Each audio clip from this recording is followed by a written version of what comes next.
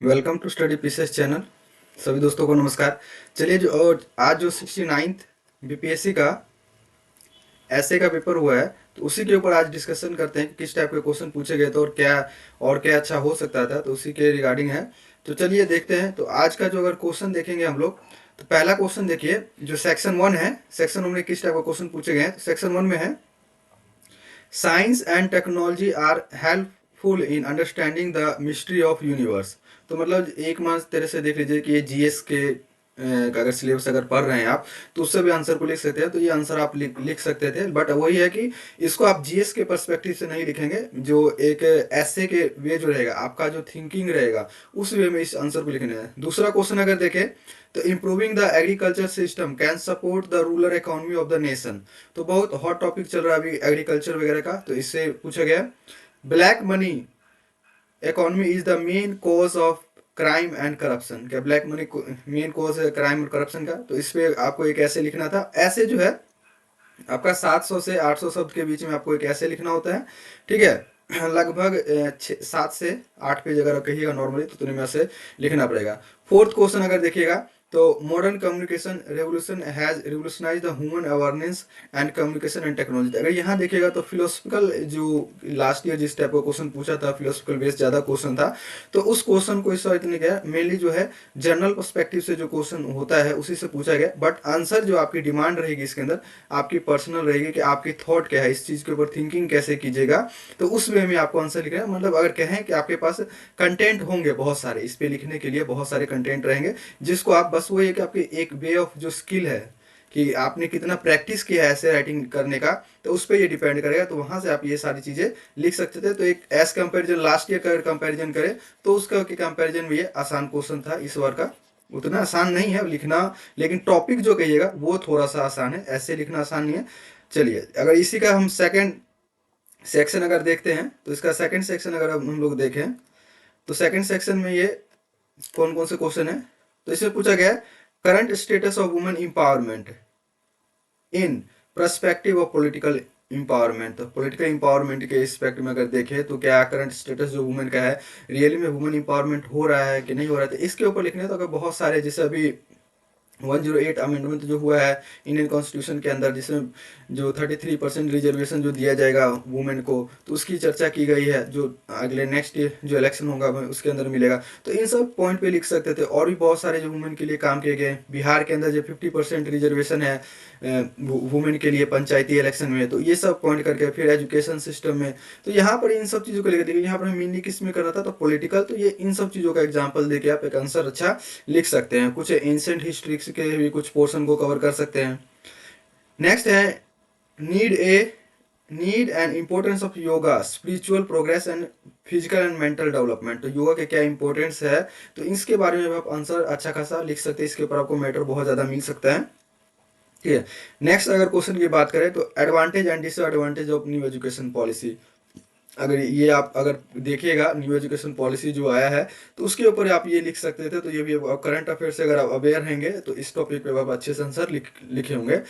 Impact on climate change on Indian agriculture in preventing major. तो इसमें क्या लिख सकते थे कि जो भी परिवर्तन आ रहे हैं, चेंजेस आ रहे हैं, तो अभी देखिएगा अगर बिहार के न्यूज़ कर रहे हैं, तो हिंदुस्तान का अगर न्यूज़पेपर अगर पढ़िएगा, तो डेली हर एक दूसरे तीसरे दिन आपको ये जो मॉनसून पैटर्न पे क्या इम्पैक्ट पड़ रहा है, इसके वजह से क्या क्या लॉसेस हो रहे हैं, क्या क्या हानि हो रही है, प्रेसिपिटेशन कैसे कम हो रहा है, रिवर के पानी के जो कम हो रही है उसकी वजह से जो ओवरऑल जो मानसून वीक हो रहा है। तो इस टाइप के हर दूसरे तीसरे दिन आर्टिकल आते रहे, तो आप वहां से अगर पढ़े होंगे तो अच्छे से कवर किए होंगे इस चीज़ को।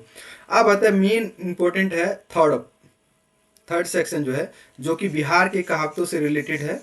तो उससे रिलेटेड ये क्वेश्चन है। तो इसमें देखते हैं कि क्या कौन कौन से क्वेश्चन आए हैं। ये थोड़ा सा डिफिकल्ट रहता है, क्योंकि इसमें अगर एग्जैक्ट मीनिंग अगर आप लोगों को पता रहे, तो आप लोग अच्छे से आंसर लिख पाते हैं, लेकिन मीनिंग जानना है। जैसे कि पहला क्वेश्चन है इसका, पहले क्वेश्चन की अगर हम लोग बात करें, तो पहला क्वेश्चन है बिना समाज के बोली हो सकेला का, बिन बोली भाषा समाज हो सकेला का। तो ये एक तरह का अगर भोजपुरी देखेगा, तो भोजपुरी टोन आता है। तो भोजपुरी कहावत कहिए या लोकोक्तिया कहिए, उससे रिलेटेड है। तो इस पर कि बिना समाज के क्या बोली पॉसिबल है, नहीं है।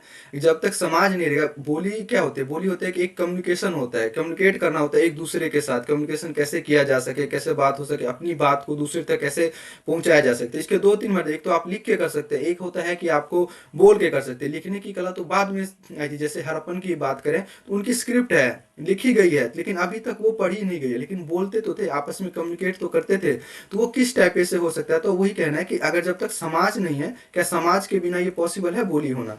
जब बोली क्या होगी, एक दूसरे के लोगों को भी अपने आदान विचार को आदान प्रदान करने के लिए किया जाता है।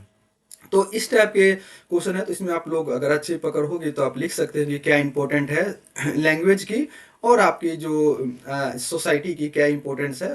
तो इनके पॉजिटिव नेगेटिव दोनों करके ऐसे में आप आंसर कंक्लूड कर सकते थे। अगला है धोबे कुकर न घर के न घाट के। तो एक कहावत है कि धोबी का कुत्ता जो न घर का न घाट का होता है, तो इससे रिलेटेड है। अगर इसकी बात करें तो धोबी का कुत्ता न घर का घाट का, ये कहावत अगर, तो इसकी प्रॉपर मीनिंग जानना पड़ेगा। जैसे कि धोबी जो होता है कपड़े वगैरह धोता है, ठीक है, तो गंदे कपड़े टांगने के लिए एक खूंटी का यूज होता है। खूंटी जो होता है उसका यूज है, जिसे कत्तक कहते हैं। क्या? कत्तक कहते हैं। इसी कपड़े पे कपड़ा, अगर जो पुराना कपड़ा जो आता है, मैला कपड़ा जो आता है, इस पे टांगते हैं, फिर धोने के लिए घाट पे जाते हैं, घाट पे फिर लेके आते हैं, फिर इस पे टांग देते हैं। तो इसी से कुत्तक कत्तक से धीरे धीरे जाके इसे कुत्ते की सैंडी करके आगे बन गया कि घर का धोबी का कुत्ता, न घर का न घाट का। मतलब कि आपका कोई अस्तित्व नहीं है, स्थायी अस्तित्व नहीं कि आप कहाँ पर है क्या नहीं है।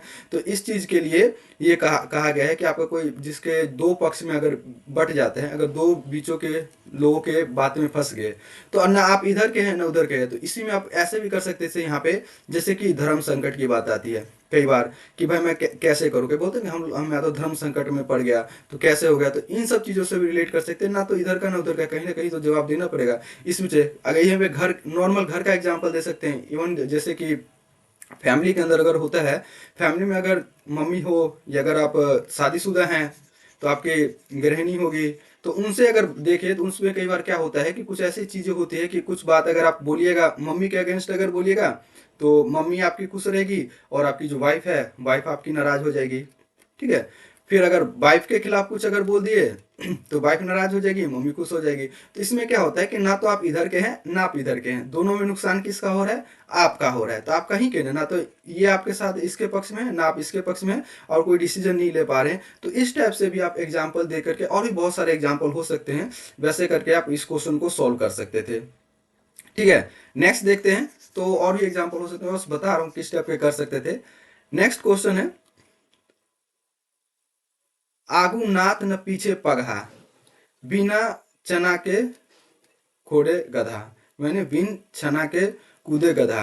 तो इसमें मतलब आगू नात न पीछे पगा, आगू नात न पीछे पगा का मतलब होता है कि जिसके आगे पीछे कुछ ना हो, एकदम बेपरवाह। अगर ह्यूमन के लिए कहे तो बेपरवाह हो, जिससे कोई मतलब नहीं, जिसका सामाजिक और पारिवारिक जो होता है, सामाजिक और पारिवारिक परिवेश बिल्कुल ना हो, यानी कि सोसाइटी और फैमिली से कोई रिलेशन ना हो, वो अपने आप में मगन हो, किसी से कोई मतलब नहीं, बेपरवाह अपनी जिंदगी जी रहा हो, दुनिया में क्या हो रहा है, सोसाइटी में क्या हो रहा है, फैमिली में क्या हो रहा है, उससे कोई मतलब नहीं। तो उसी के लिए ये आग नाथ न पीछे बगहा, बिना छान के कूदे गधा। और गधे की तरह इधर से उधर घूमते रहना, बिना कुछ काम धाम ना करना, ऐसे करना। तो इस पर आप आंसर लिख सकते थे। ठीक है, ये हो गया इसका। इसमें अगर यहाँ पर पगहा का मतलब अगर पूछेगा, तो पगहा का मतलब होता है कि एक जो रस्सी होती है, जो कि एक जो पशु होती है, एनिमल जो होता है, एनिमल्स को बांधा जाता है उस पशु, उस धागे पगहा से।